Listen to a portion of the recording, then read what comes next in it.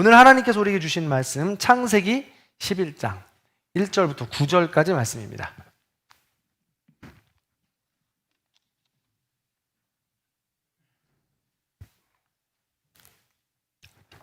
창세기 11장 1절부터 9절까지 말씀.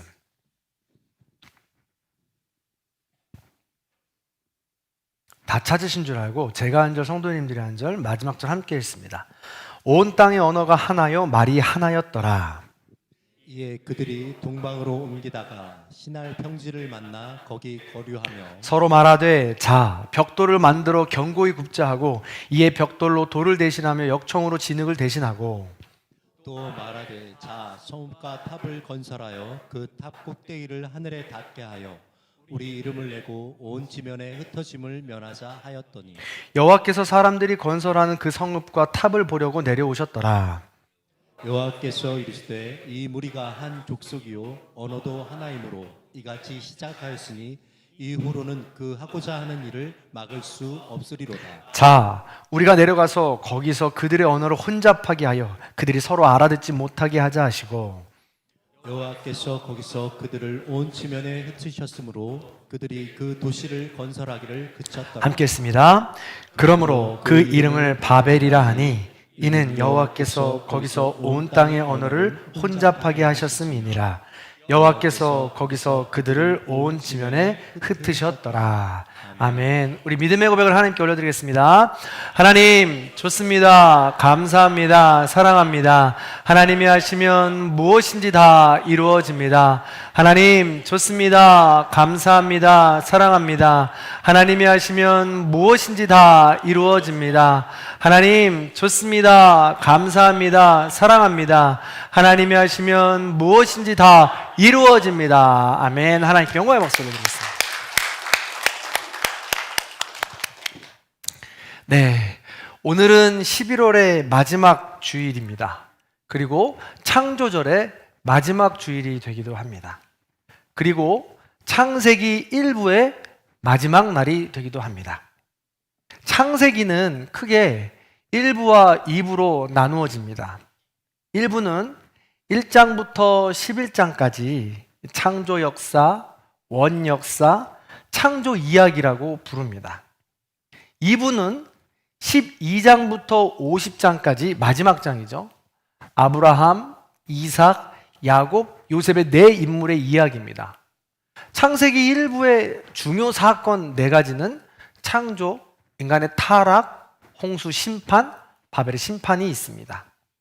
이 4가지 사건을 통해서 하나님께서는 끊임없이 그럼에도 불구하고 우리를 향한 사랑과 은혜로 재창조해 주셔서 우리를 향한 신실함을 잊지 않으신다라는 것을 메시지로 계속해서 주고 있습니다. 그리고 창세기 2부에서는 이 메시지가 한 사람 개인들을 통해서 부족으로 또 민족으로 또 세계 열방으로 퍼져나가는 것을 보여주고 있는 것이 성경의 흐름이라고 할 수 있습니다.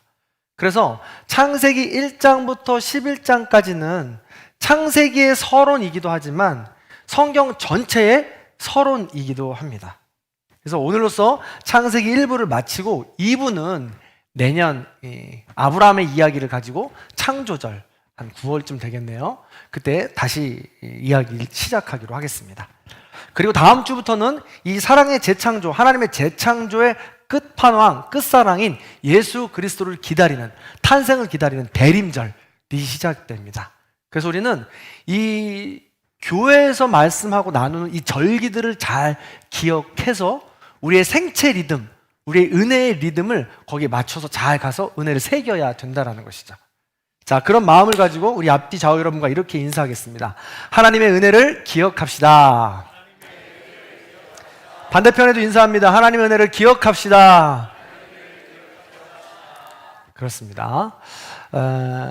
그래서 오늘 이 창세기 11장의 이 이야기를 함께 나누겠는데 제목은 바벨탑이 무너진 사건이죠.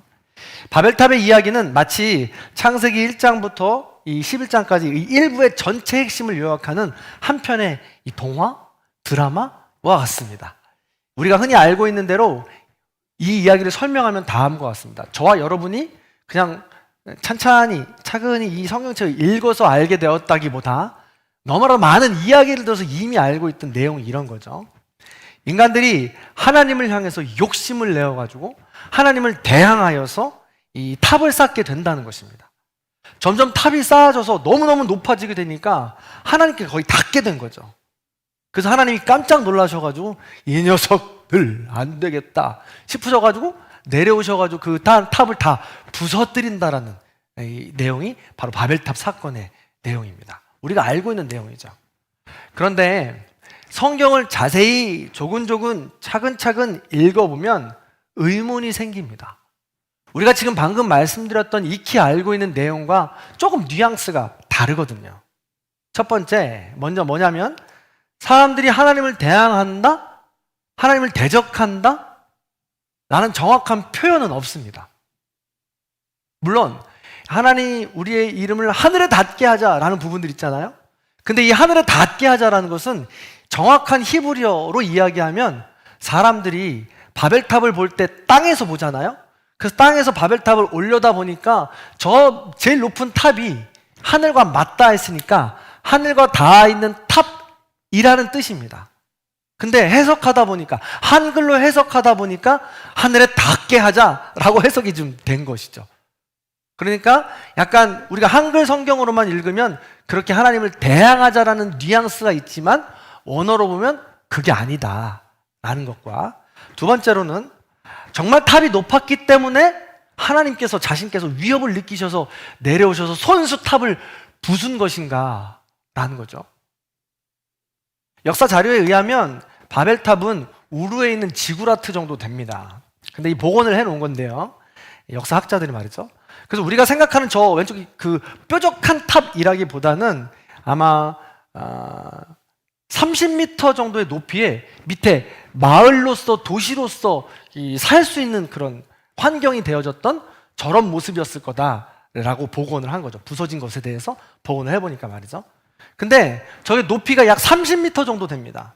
그러니까 우리가 지금 생각하는 아파트 높이의 10층, 10층 정도 되는 것이죠. 그렇다라고 했을 때 과연 10층 정도의 높이를 가지고 하나님께서 위협을 느끼셨을까라는 겁니다. 전지전능하신 분인데, 이 천지를 창조하신 분인데, 그러면 우리 63빌딩이나 더 높은 지금 세워진 롯데타워가 그냥 있으면 안 되죠. 하나님께서 저 지구라트에, 저 탑에 위협을 느끼셔서 무너뜨렸다면 벌써 그 탑들은 두바이나 뭐 롯데타워 다 부서졌을 거 아닙니까? 그래서 이 바벨탑이 이야기하는 내용은 그것과는 좀 다른 게 아닐까라는 것이죠. 그 생각을 갖고 우리가 한번 말씀을 나눠야 된다는 것입니다. 하나님께서 직접 찾아오셔서 인간들의 노력을 허사로 만드신 이유가 무엇이냐? 우리는 이걸 찾아야 한다는 것입니다. 자, 그 이유가 무엇일까요? 옆에 분에게 물어봐 주세요. 그 이유가 뭘까요? 아십니까? 네. 오늘 그 이유를 한번 찾아보려고 합니다. 원론적인 이유를 찾자면 그것은 하나님이 보시기에 좋지 않았기 때문에 그렇습니다. 하나님이 보시기에 좋지 않았기 때문에, 불편하셨기 때문에, 하나님이 보시기에 좋지 않았기 때문에 무법천지한 시대에 노아를 통하여서 방주를 만드시고 친히 세상을 심판하고 쓸어버리셨잖아요. 그래서 하나님이 보시기에 좋지 않았기 때문에 이 땅에 내려서 바벨탑을 지금 무너뜨린 거라는 거죠. 그렇다면 조금 더 들어가서 하나님이 보시기에 좋았던 것은 무엇일까라는 겁니다. 하나님의 원래 마음을 알아야 된다는 것이죠. 그것은 우리가 이 해답은 창세기 시작 부분에 우리는 이미 나누었습니다. 여러분, 제가 계속해서 끊임없이 지금 반복하고 있는데 그래도 오늘 창세기 마지막 날이고 또 그렇다 보니까 강조해도 지나치지 않기 때문에 조금만 더 강조해 보겠습니다. 귀에 딱지가 졌어도 다시 이렇게 뗀 다음에 오늘 들어서 딱지를 또 만드셔서 굳게 한번 세워보시기 바랍니다. 보세요. 천지를 하나님께서 창조하시면서 낮과 밤, 하늘과 바다, 어둠과 빛, 남자와 여자 등 이 서로 관계와 조화 속에서 균형과 평화를 보시면서 하나님께서 참 보시기에 좋았더라고 했습니다. 그리고 아담과 하와에게 명령하셨죠. 정복하고 충만하여 다스리라. 그렇게 말씀하시면서 선악과를 기준으로 내어놓으시고 하나님은 창조주시요 우리 인간은 피조물이라는 것을 정확하게 이야기하면서 수직적으로는 하나님과 인간의 관계를 조화와 균형과 평화를 이루라고 선악과를 통해서 말씀하신 겁니다. 그래서 수직적으로는 하나님과 인간의 관계, 수평적으로는 우리 인간들 피조물 속에서 낮과 밤, 그렇게 더위와 추위, 남자와 여자 등등의 이 조화와 관계를 이루면서 평화롭게 살아가는 것이 하나님이 보시기에 좋았다라고 했다라는 것이죠. 그러나 인간은 자중판으로, 자기중심의 판단이죠. 자중판으로 선악과를 먹으면서 하나님과의 관계가 깨지기 시작했습니다. 불통이 시작된 것이죠. 그래서 선악과를 먹고 나자마자 하나님은 영원히 신실하게 내가 너를 사랑하겠노라고 창조하셨는데 두려워서 숨습니다. 아담과 하와는 하나님의 말씀을 어겼으니 내가 큰 벌을 받을 거야 무서워서 가리고 숨었다는 것이죠. 두려움이 들어온 겁니다. 뿐만 아니에요.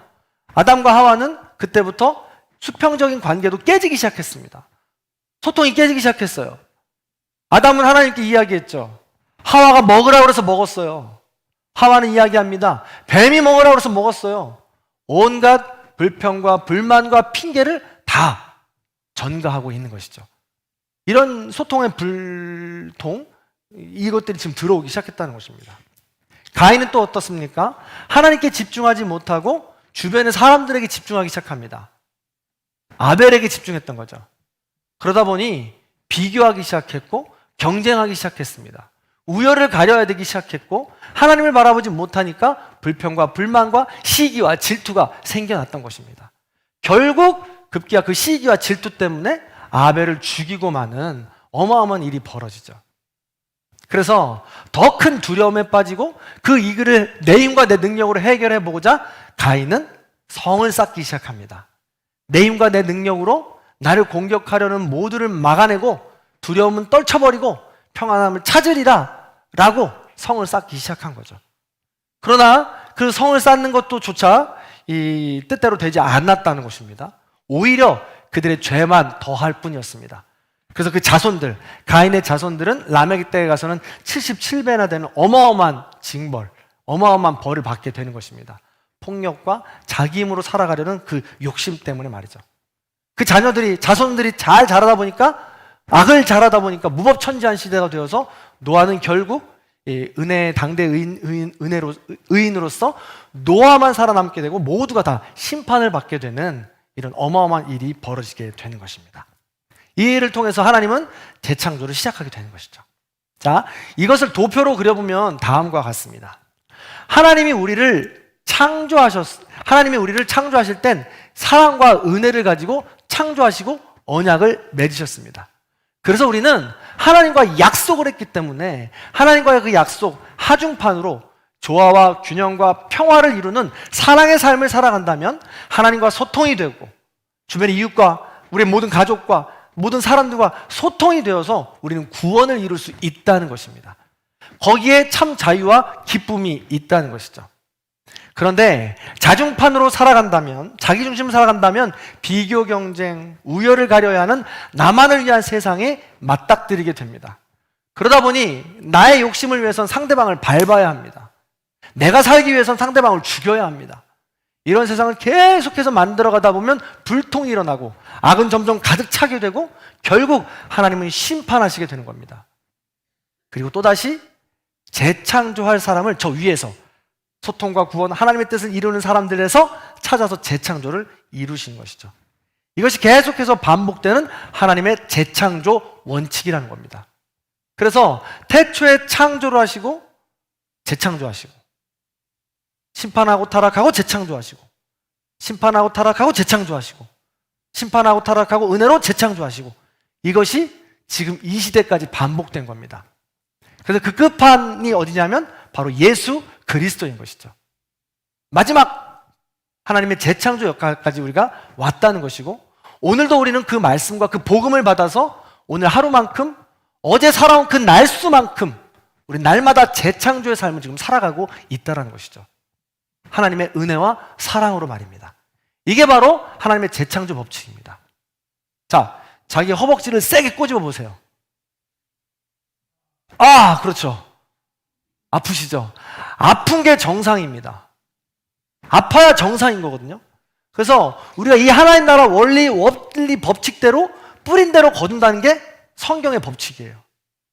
그러나 그것을 넘어서 하나님의 은혜로 계속해서 거두어 주겠으니 꼭 그때 숨이 닿을 때까지 하나님이 부르시는 그날까지 개인의 재창조, 교회의 재창조, 가족의 재창조, 이걸 포기하지 말고 끝까지 가라는 것이죠.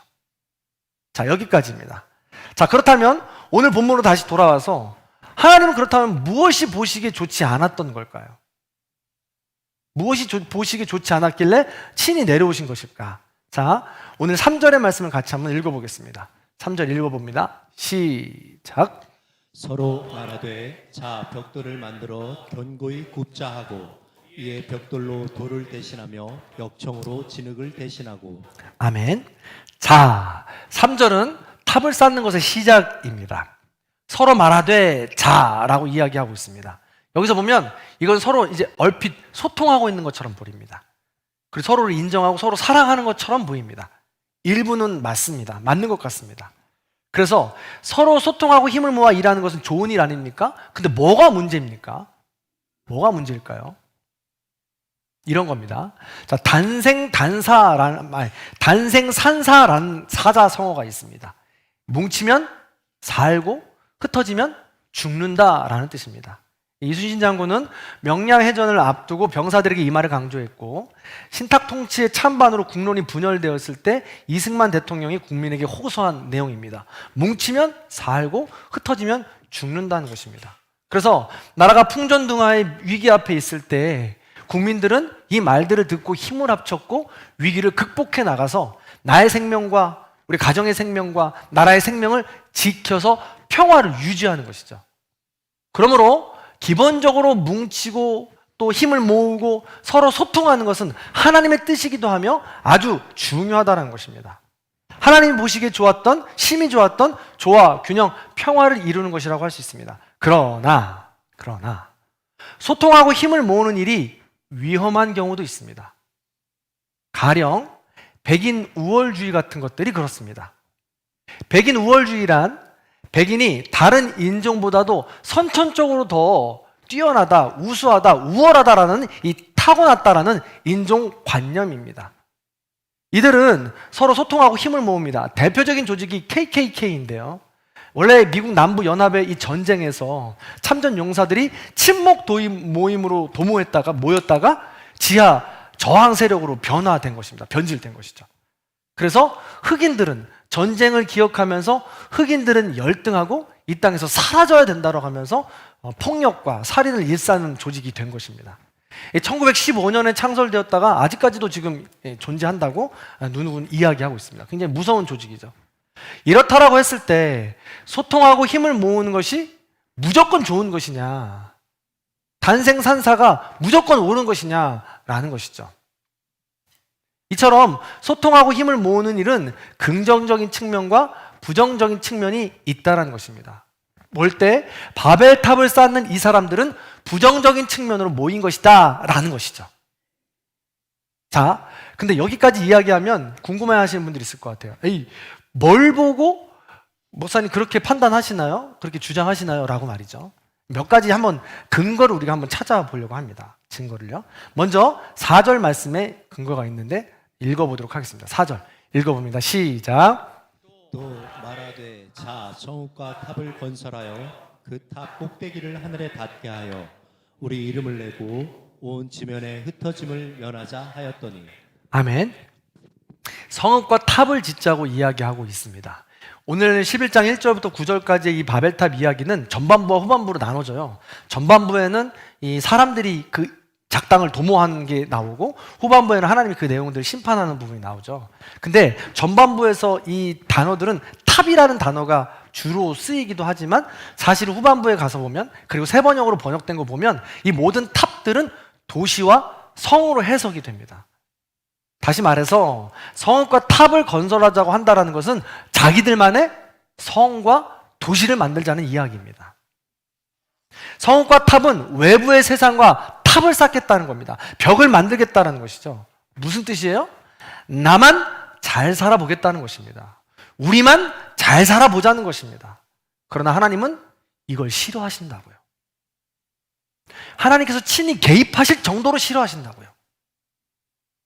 분명 하나님은 생육하고 번성하여 충만하라고 했습니다. 땅을 섬기라고 했습니다. 이 땅의 모든 흙으로 지어진 모든 피조물들을 섬기라고 말씀하셨죠.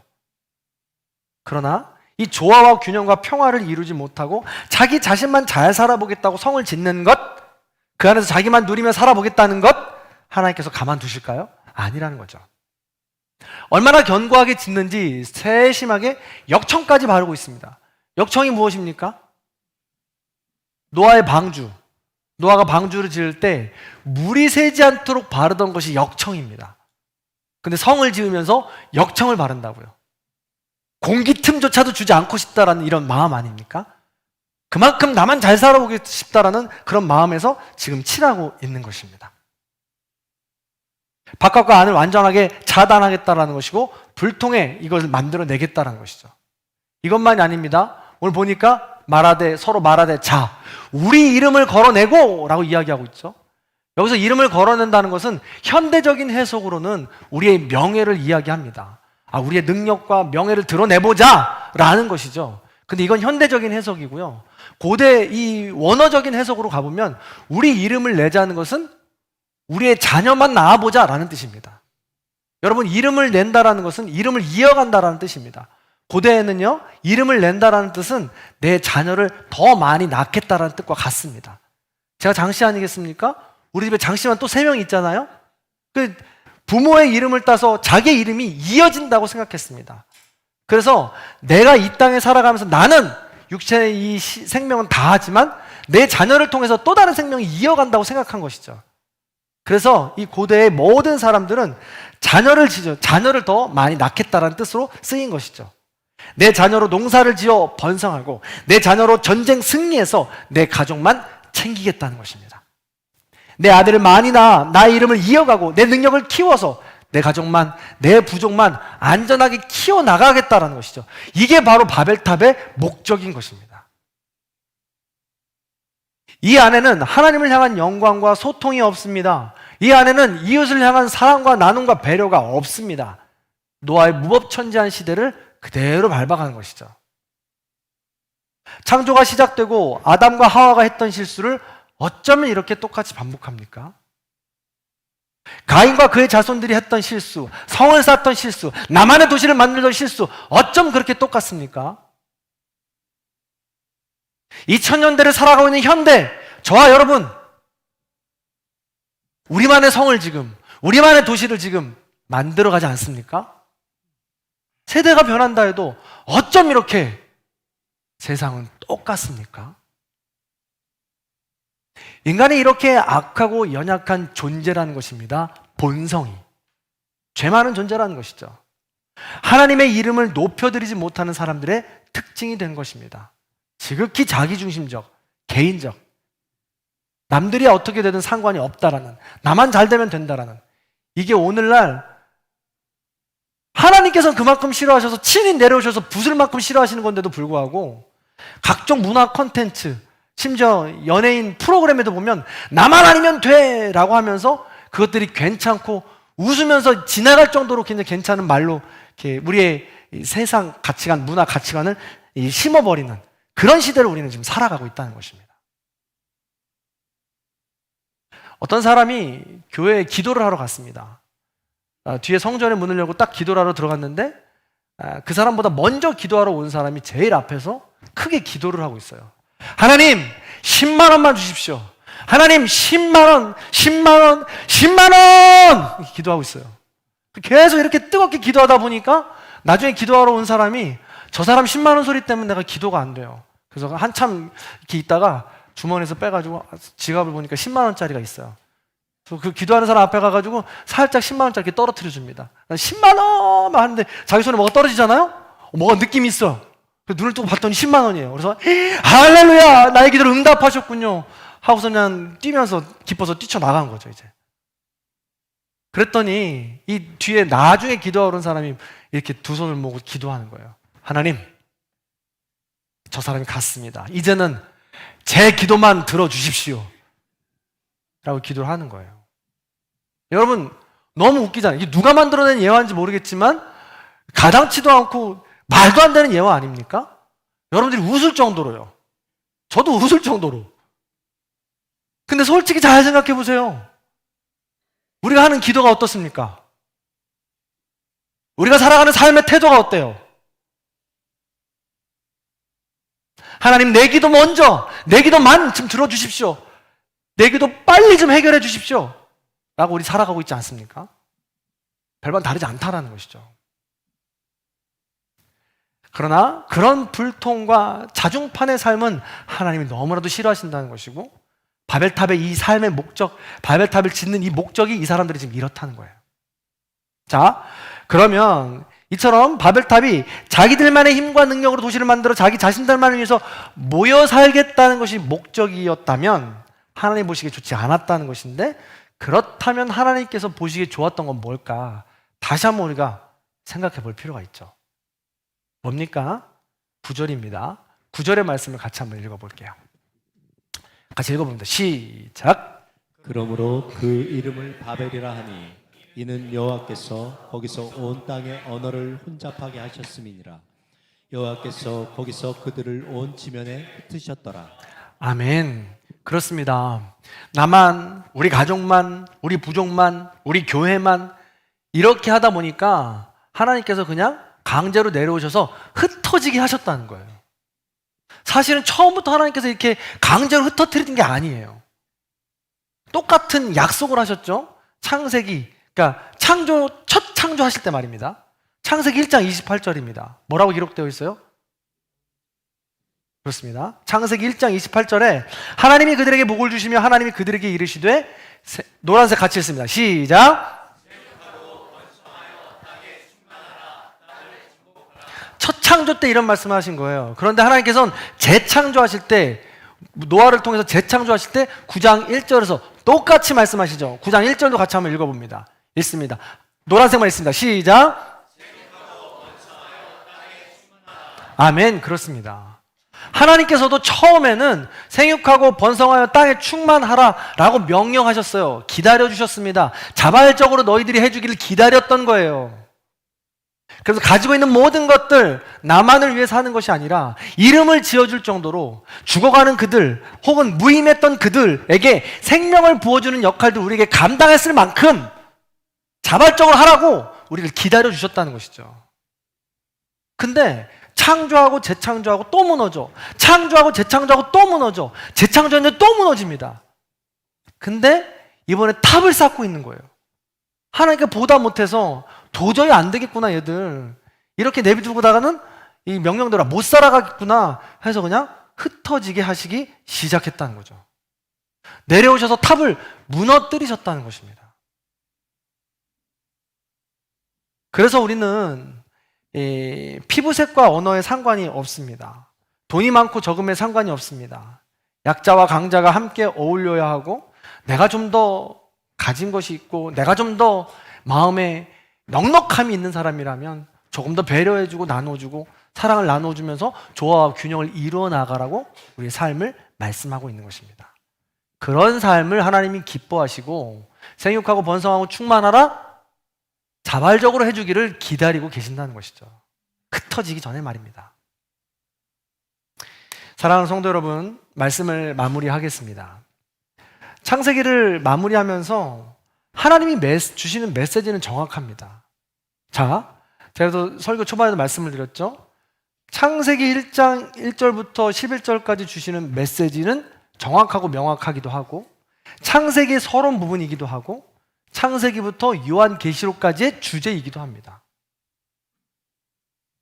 하나님이 사랑과 은혜로 천지를 창조하시고 생육하고 번성하여 땅에 충만하라 정복하라 라고 말씀하십니다. 사랑으로 흩어지라, 지경을 확장하라. 개인의 삶은 성숙해지고 그것으로 공동체의 삶은 성장하라고 말씀하십니다. 해를 거듭할수록, 나를 거듭할수록 한 달란트 받아서 땅속에 숨겼던 사람이 아니라 생육하고 번성하고 충만하라고 명령하셨습니다. 근데 우리는 여전히 바벨탑을 쌓는 것처럼 나만을 위해서, 내 가족만을 위해서, 나의 유익만을 위해서 그렇게 성을 쌓고 있지 않습니까? 그러면 하나님께서는 결국엔 흩으신다는 것이죠.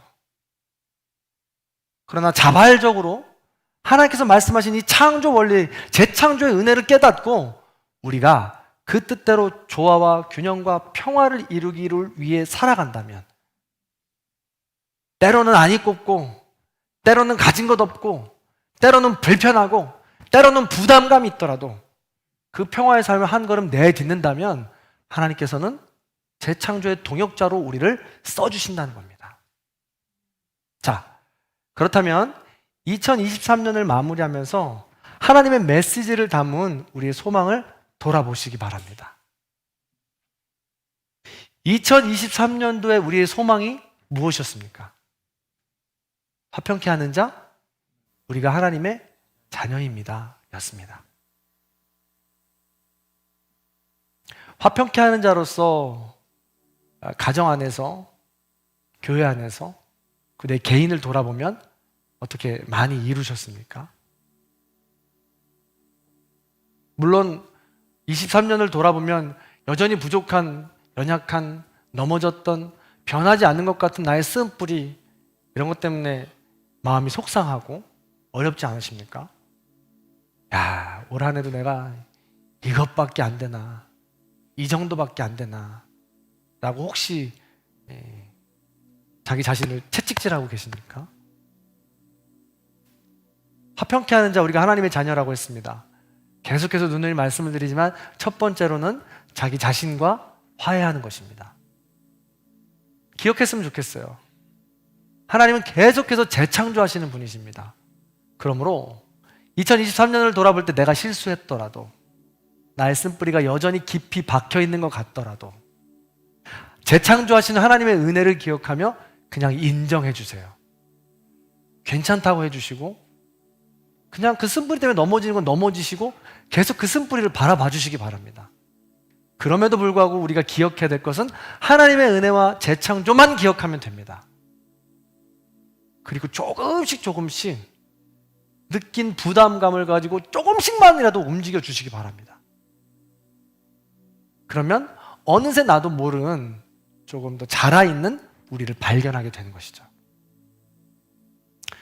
2023년을 그렇게 마무리하고 내년부터는 조금 더 실제적으로 말씀에 집중을 하려고 합니다. 하나님께서 나에게 뭐라고 말씀하시는지, 그리고 그 말씀은 내가 어떻게 삶에 적용해야 되는지, 그걸 한번 나누려고 해요. 그러니까 한번 결단해 주시고 기대해 보는 거죠. 2024년도엔 내가 이렇게 화해해 보리라고 말입니다.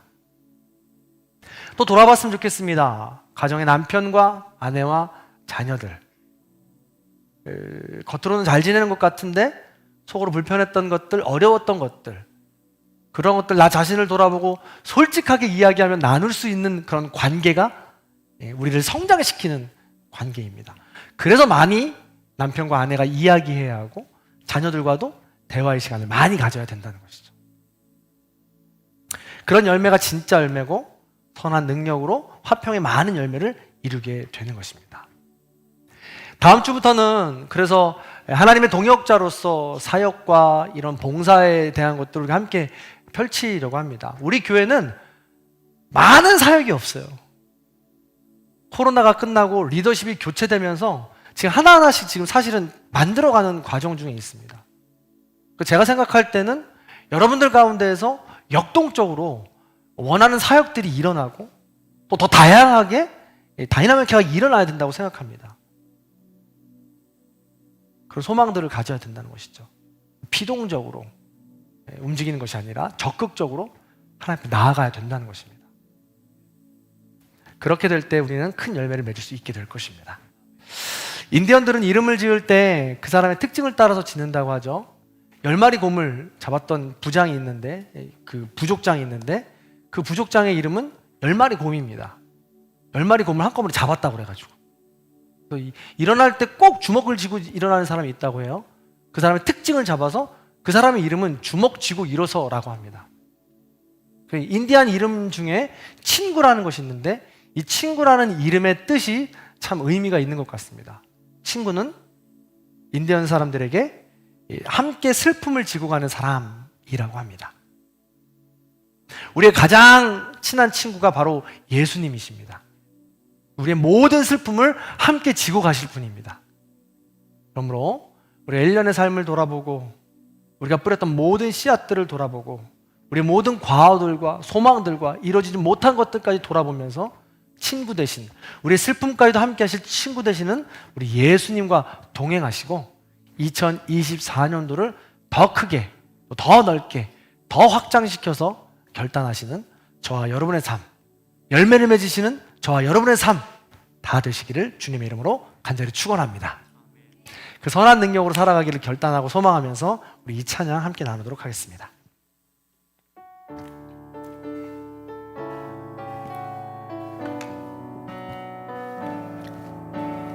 주님, 우리가 선한 능력을 결단하고 소망합니다.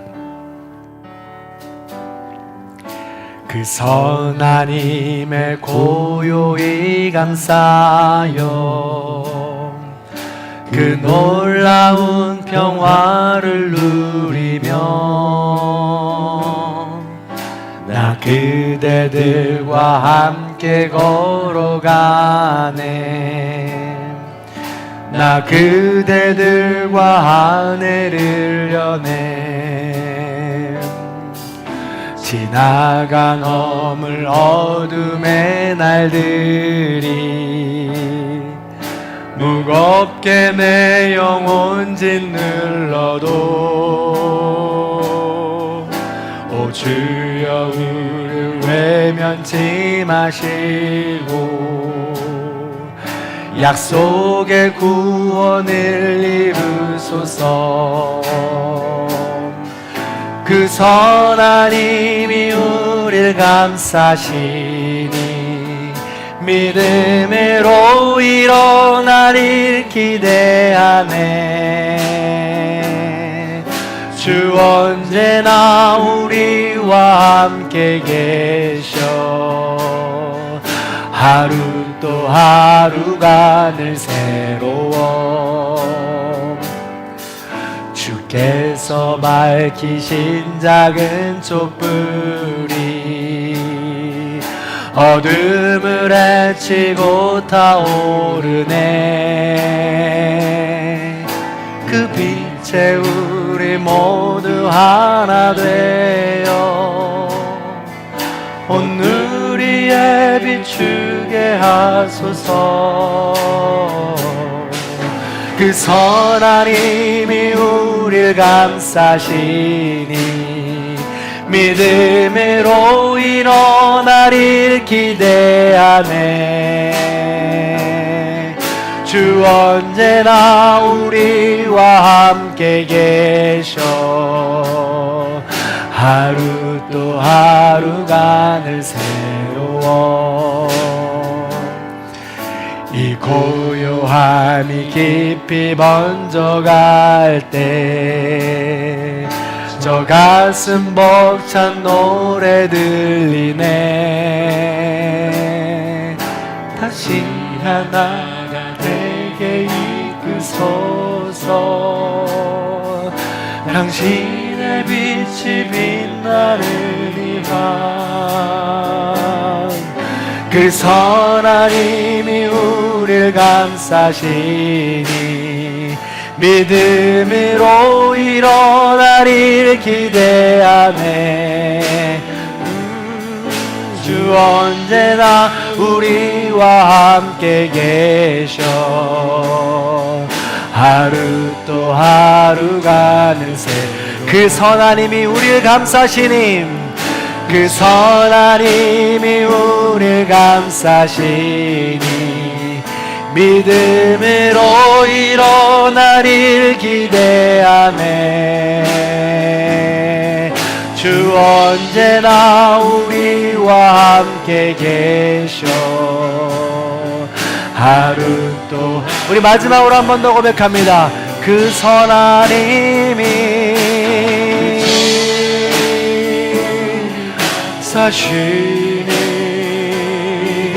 사시니으로 일어나릴 기대하네. 주 언제나 우리와 함께 계셔. 하루 또 하루가 늘 새로워. 이 시간 잠시 눈을 감고 조용히 기도하겠습니다. 화평케 하는 자, 우리가 하나님의 자녀입니다. 화평, 조화, 균형, 사랑을 이루고 나날이 우리의 지경을 그렇게 사랑으로 넓혀가는 것은 하나님의 명령이십니다.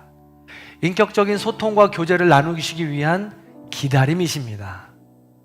그러나 여전히 그 명령에 순종하지 못하고 나만을 위해서 불통의 삶을 살아가니 하나님은 하나님의 방법으로 우리를 흩으십니다. 하나님의 방법으로 흩으시는 것을 바라보며 우리는 고난이라고, 역경이라고, 왜 나만 이런 일을 겪냐고 하나님을 다시 원망하고 불평하고 넘어집니다. 그런 인생을 반복합니다. 그러나 우리가 창세기 1장부터 11장까지의 이 이야기를 기억하면서 하나님은 이 와중에도 하나님의 재창조 역사를 써나가시기 위하여 우리를 참고 기다리신다는 것, 하나밖에 없는 예수 그리스도 아들을 보내주신다는 것, 그리고 그 예수 그리스도께서 다시 오실 때를 계속해서 연기시키고 계시다는 것, 우리가 이것을 기억하면서 하나님의 창조 원리, 재창조의 법칙에 따라 이제라도 조화와 균형과 평화를 이루며 사랑의 씨앗을 뿌리는 삶이 되기 원합니다. 하나님, 우리가 지금 있는 위치가 어디인지 모르지만 저마다 그것을 할 수 있는 능력과 경험과 마음이 다르지만 내가 무엇부터 해야 되는지 알려주시옵소서. 내가 어디서부터 걸어가야 되는지 알려주시옵소서. 우리 그런 기도를 하나님께 올려드리는 시간 같습니다. 지나온 시간이 실패해도 괜찮습니다. 넘어져도 괜찮습니다. 그렇다면 내가 지금 다시 일어서서 시작해야 될 지점이 어디인지 하나님께 잠시 조용히 묻고 기도합니다.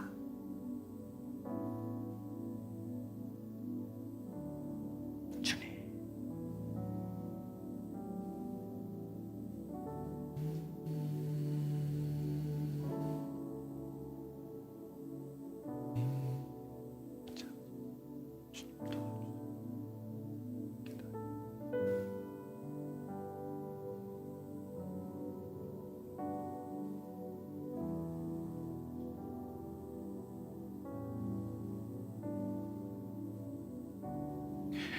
사랑이 많으신 하나님, 저희에게 이 시간이 너무 짧습니다.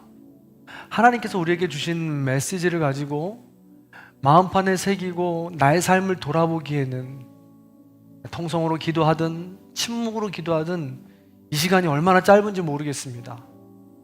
이럴 때 성령님 임재하여 주시고 도와주셔서 우리 각자에게 알려주시는 바를 깨달을 수 있도록 인도하여 주시옵소서.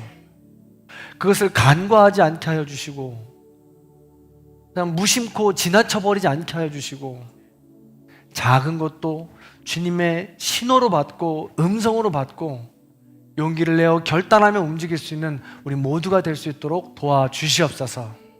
2023년을 돌아보며 그래도 우리는 화평케 하는 자로 살았습니다. 그렇게 살았다고 믿고 고백합니다. 그런 우리를 다시 한 번 더 세워주시고 더 큰 은혜와 능력으로 일어날 수 있도록 인도하여 주시옵소서. 그래야 2024년도에는 올해와는 다른 더 나은 또 성숙한 하나님의 자녀로서 하나님 나라를 이루어갈 수 있는 우리 모두가 되게 하여 주시옵소서. 지금은 우리 주 예수 그리스도의 은혜와 하나님 아버지의 극진하신 사랑과 성령님의 감동, 교통하심의 역사가 하나님의 재창조 역사의 원리를 마음속 깊이 깨닫고 하나님 나라의 재창조의 동역을 꿈꾸며 결단하는 우리 모든 성도님들 머리 위에 원근각체에 흩어져 있는 자녀들과 부모님들 위해, 다음 세대와 부모 세대, 그리고 결혼을 치르는 새 가정 위에, 또한 지금 전쟁을 치르며 평화를 꿈꾸는 열방 위에 이제로부터 영원토록 함께 없시기를 간절히 축원하옵나이다. 아멘. 주님 감사합니다.